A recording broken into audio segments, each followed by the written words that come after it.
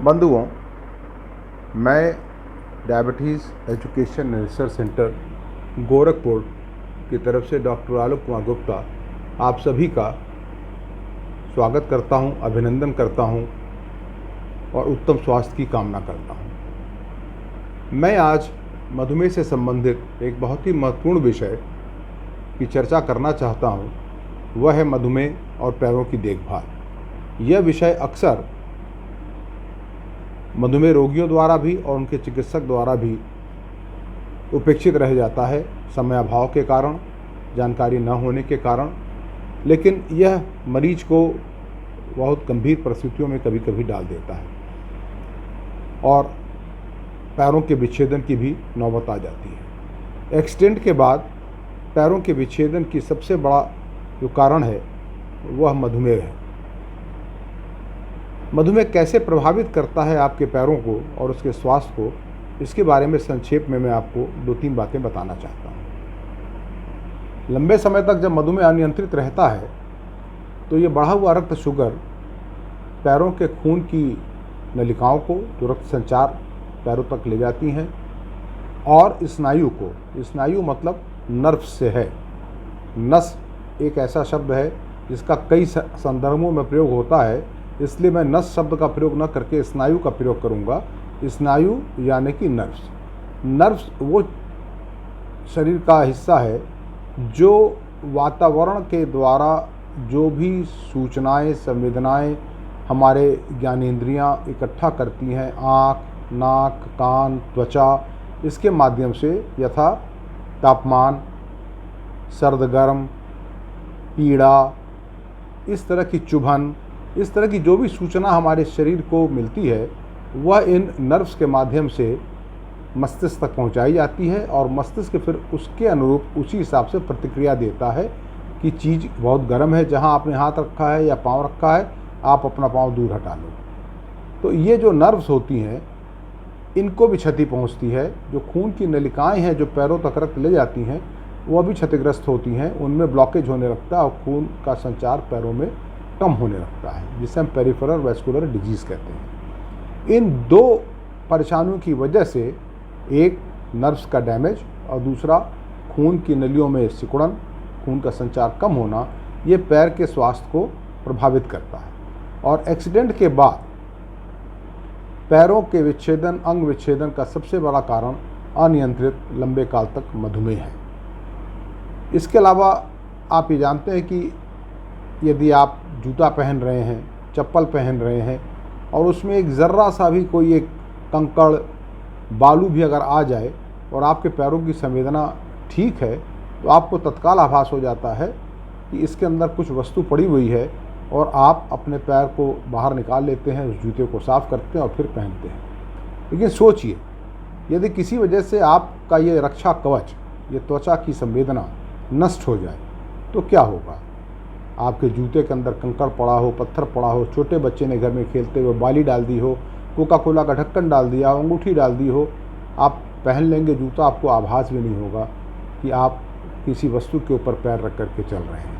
और लंबे समय तक चलने के बाद जब शाम को आप जूता निकालते हैं तो आपको पता चलता है कि आपके पैर में घाव हो चुका है, मोज़ा आपका खून से सना हुआ है, लेकिन आपको कोई पीड़ा नहीं होती।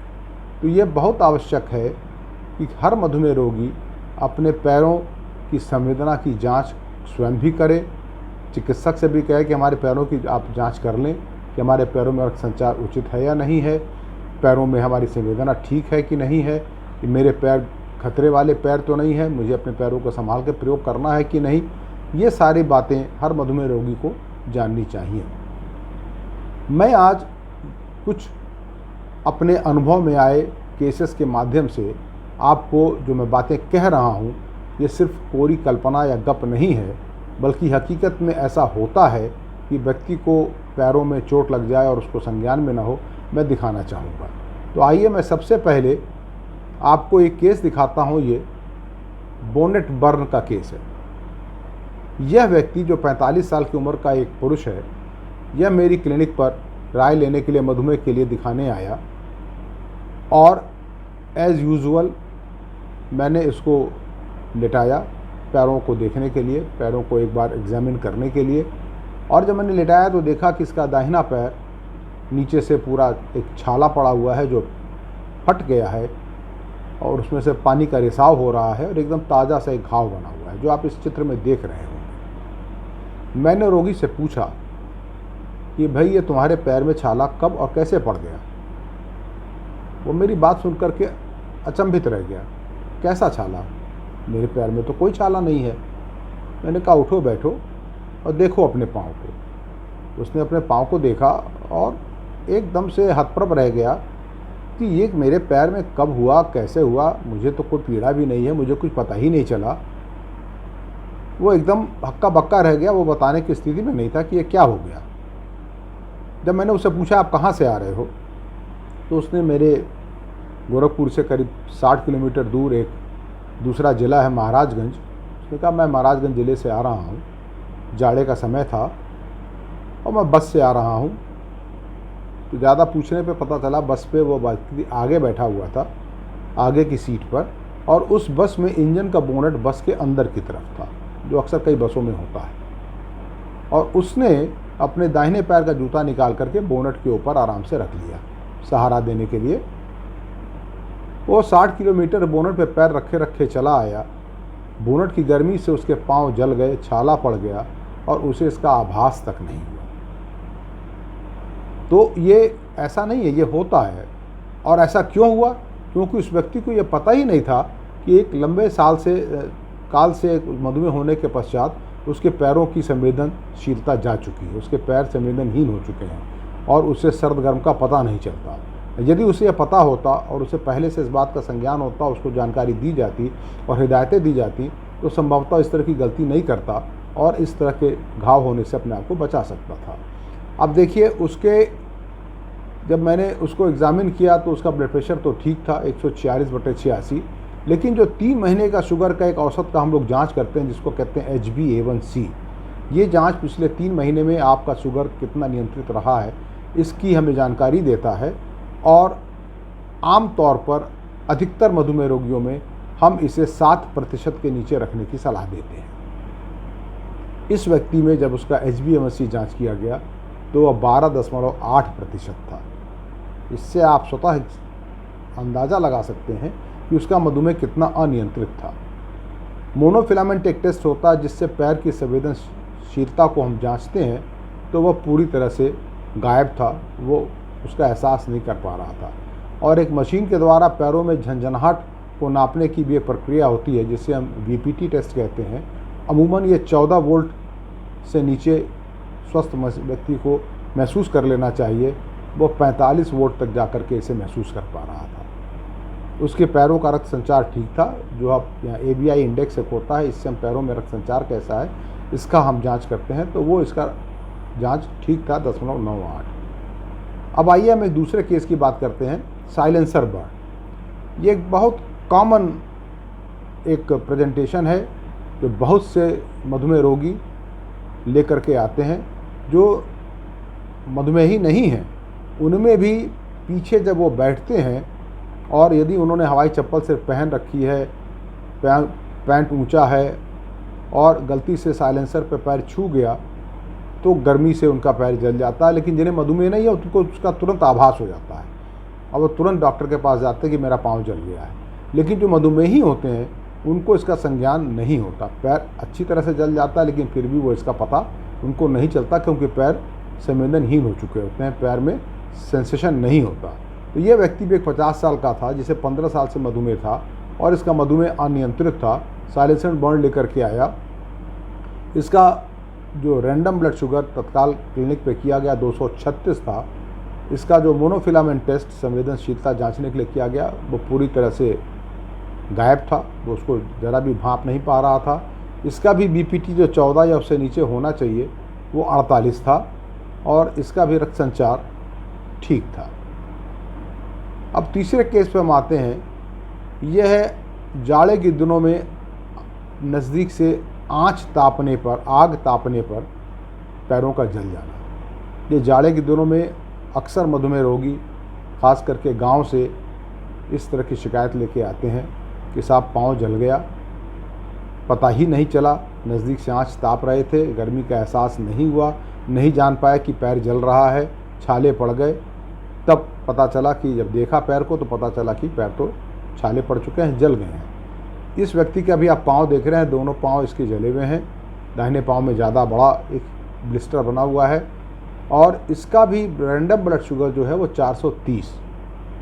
इसको 20 साल से मधुमेह था। इसका HbA1c 15.2, जो चीज़ 7 होनी चाहिए वो 15.2।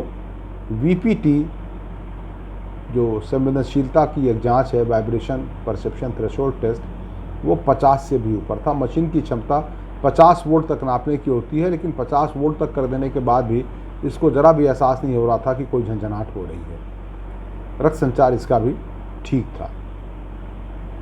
अब एक अगले हम केस पे आते हैं, कांटी द्वारा, नेल द्वारा इंजरी।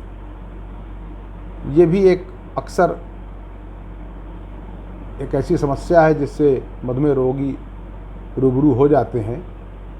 रास्ते में कील पड़ा हुआ है, आप पतले सोल का जूता या हवाई चप्पल पहन के जा रहे हैं, कील सोल को फाड़ते हुए पैरों में धंस जाता है, रोगी को पता ही नहीं चलता। पता तब चलता है जब वो चप्पल उतारने की कोशिश करते हैं या जूते में से पाँव निकालने की कोशिश करते हैं, तब पता चलता है कि पाँव तो कहीं फंस रहा है, निकल नहीं रहा है, और मालूम पड़ता है कि पैर में कांटी ठुक गई है। इस व्यक्ति को जिसके मैं केस दिखा रहा हूँ, उसके अंगूठे में आप देख रहे हैं कि आगे एक घाव हुआ है। यह व्यक्ति 2 साल से इसको मधुमेह था, ज्ञात मधुमेह, लेकिन इसका पैर सुन्न हो चुका था। इसके मतलब कि इसको मधुमेह लंबे समय से था, लेकिन इसकी जानकारी में 2 साल से आया था, और वो भी तब आया था जब इसे अपने मोतियाबिंद का ऑपरेशन कराना था।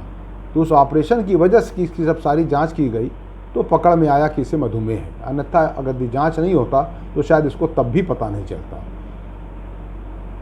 एग्जामिन करने पर ये फिर जब मधुमेह डिटेक्ट हुआ, ऑपरेशन कराना था मधुमेह का, कैटरेक्ट का, तो ये मेरे पास आया कि मेरा शुगर कंट्रोल कर दे, मुझे मोतियाबिंद का ऑपरेशन कराना है। एज रूटीन इसके भी पाँव को जब एग्जामिन किया गया तो आप देख रहे हैं कि बाएं अंगूठे में ऊपर एक घाव हुआ है।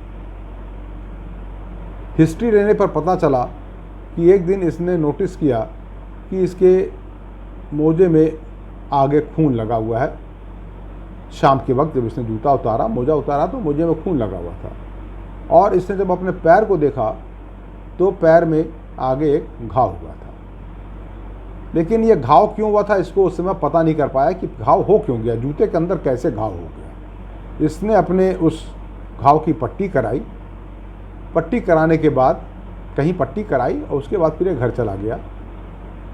उसके बाद फिर जब घर पहुंच के इसने जूता निकालने की कोशिश की तो वह जूते में पैर अंदर फंस गया।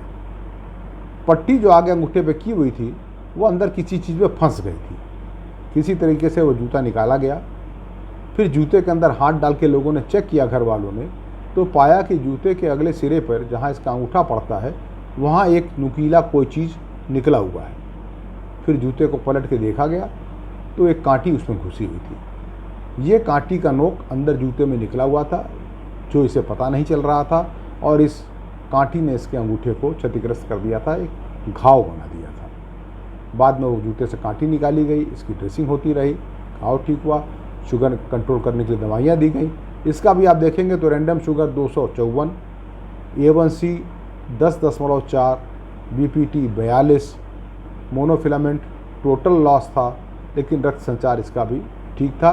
भारतीय मधुमेह रोगियों में बहुधा पैरों का रक्त संचार उतना ज़्यादा प्रभावित नहीं होता जितना कि सूनापन पैरों में आता है। एक सूना पैर बहुत ही खतरे वाला पैर होता है, और यदि रोगी को उसका संज्ञान नहीं है और वो पैर को होशियारी पूर्वक इस्तेमाल नहीं करता, खतरे में डालता है, नंगे पांव चलता है, गर्म सतह पे चलता है, जेठ की दोपहरी में मंदिर या मस्जिद में नंगे पांव जाता है, तो उसे अपने पैरों को डैमेज होने के बहुत ज़्यादा आसार होते हैं। जाड़े में नज़दीक से आँच तापना, गर्म पानी में पैर सेकना, मोच लग जाने पर गर्म हल्दी या प्याज का लेपन लगा देना, ये सारी चीज़ें पैरों को डैमेज कर सकती हैं। इसलिए एक तो मधुमेह रोगियों को सदैव अपने पैरों की जांच करते रहनी चाहिए।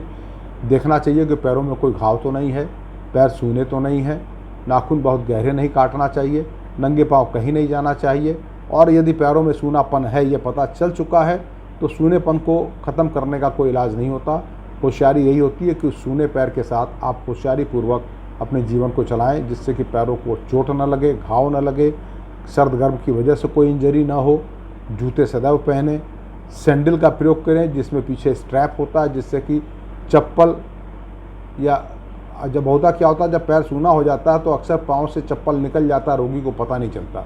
कई बार रोगी आके कहते हैं कि साहब पीछे मोटरसाइकिल पर बैठे थे या स्कूटर पर बैठे थे, पैर से चप्पल सरक गया, मुझे पता ही नहीं चला। तो ऐसे में अच्छा ये होता है कि आप बजाय चप्पल पहनने के ऐसे रोगी सैंडल पहने जिसमें पीछे स्ट्रैप हो और वो पैर सिक्योर रहे, जूता या सैंडल पैर से निकल के गिरने का डर न रहे। हमारे शास्त्रों में भी पैरों के चरण पादुका या जूते, इनके बारे में वर्णन है। आयुर्वेद में भी कहा गया है कि पादुका धारण, यहाँ पादुका से मतलब खड़ाऊँ से है। खड़ाऊँ का महत्व बताया गया है कि भोजन से पहले व बाद खड़ाऊँ पहने। यह पैर के रोगों का नाश करने वाला, वीर्य, नेत्र और आयु के लिए हितकर है। वीर्य का मतलब बल से है। और दूसरा एक श्लोक कहता है कि सर्वदा जूता पहनना पैर के रोगों का नाश करने वाला, वृक्ष, धूलिनाशक, प्रसन्नतावर्धक, चलने में सुखदायी एवं बलकारक होता है। पैरों के बिना जूता पहने हुए घूमना मनुष्यों के लिए सर्वदा रोग कारक। ये हमारे पुराने शास्त्र भी कहते हैं कि आप जूते का प्रयोग करें। जूता न पहन करके चलना रोग कारक, आयु को हीन करने वाला एवं नेत्रों को हानि पहुंचाने वाला होता है। तो बंधुओं, इसके साथ ही मैं अपने इस प्रेजेंटेशन के अंतिम चरण में आपसे बात करना चाहता हूं कि पैरों के तेल मालिश के बारे में भी बताया गया है कि पैरों में तेल मालिश करने से पैरों की कठिनता यानी कठोरता, सूखापन, रुक्षता, थकावट और सुक्ति, सूनापन, त्वचा में स्पर्श ज्ञान का न होना, जिसकी मैं बात कर रहा था, ये सब तुरंत शांत होते हैं। और हम डायबिटीज़ मरीजों को भी कहते हैं कि आप अपने पैरों में मॉइस्चराइजिंग लोशन, तेल अवश्य लगाएं, जिससे कि एड़ियाँ ना फटें, बीवाई ना फटे, क्योंकि उन फटी हुई त्वचा के माध्यम से कीटाणु प्रवेश कर सकते हैं, पैरों में इन्फेक्शन हो सकता है और यदि आपका मधुमेह अनियंत्रित हो तो वह गैंग्रीन का भी रूप ले सकता है, अंग विच्छेदन की नौबत आ सकती है। इसलिए बहुत ज़रूरी है कि आप यदि मधुमेही हैं तो अपने पैर का पूरा ध्यान रखें। पैर ही वो अंग है जो आपको देश दुनिया का भ्रमण कराएगा, आपको एक स्थान से दूसरे स्थान ले जाएगा। आपके नेत्र तो देखने वाली वस्तु है, अंग है, लेकिन देखने के लिए एक स्थान से दूसरे स्थान पर भ्रमण कराने में आपका पाँव ही आपका वाहक है, आपका सहारा है। इसलिए बंधुओं, अपने पाँव का विशेष ध्यान रखें। इसके साथ ही मैं आज के इस एपिसोड को समाप्त करता हूँ। बहुत बहुत धन्यवाद।